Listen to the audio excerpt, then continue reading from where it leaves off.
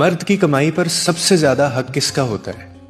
ایک عالم دین کے پاس ایک شخص جاتا ہے اور وہ یہ سوال پوچھتا ہے، اور وہ آگے سے اتنا خوبصورت انداز میں مثال دے کر وہ آگے سے جواب دیتے ہیں، وہ میں آپ کے ساتھ ابھی شیئر کرتا ہوں۔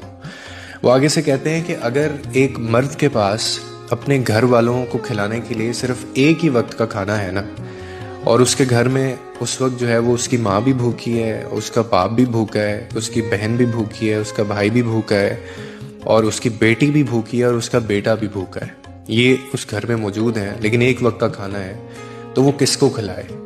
اور ساتھ میں اس کی بیوی بھی بھوکی ہے۔ تو وہ آگے سے کہتے ہیں کہ وہ ایک وقت کا جو کھانا ہے وہ صرف اور صرف اپنی بیوی کو دینا واجب ہوگا اس کے لیے۔ کیوں؟ کیونکہ اس کھانے کے اوپر سب لوگوں کی نسبت جو ہے وہ بیوی کا حق زیادہ ہے، یعنی بیوی پر خرچ کرنا مرد کے لیے صدقہ بھی ہے، عبادت بھی ہے، رسپانسبلٹی بھی ہے، یہ تینوں چیزیں ہیں۔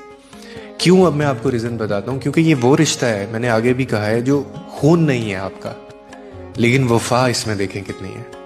ماں، باپ، بھائی یا جو بہن ہوتے ہیں، یہ آپ کا اپنا خون ہے، مگر بیوی وہ رشتہ ہے جو تمہاری قسمت میں لکھ کر تمہارے نصیب سے تمہیں ملتی ہے، اور پھر وہ تمہاری ہر تھکن، ہر درد اور ہر پریشانی کو بانٹتی بھی ہے۔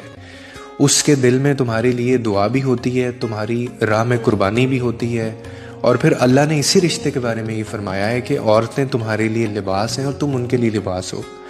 یعنی آپ اگر اس کو تھوڑا سا سمجھیں کہ ایک دوسرے کا سہارا بھی، عزت بھی اور پردہ بھی، اسی لیے بیوی پر خرچ کرنا وہ محض ایک فرض نہیں ہے، بلکہ وہ محبت کا اظہار بھی ہے اور وہ صدقہ بھی ہے۔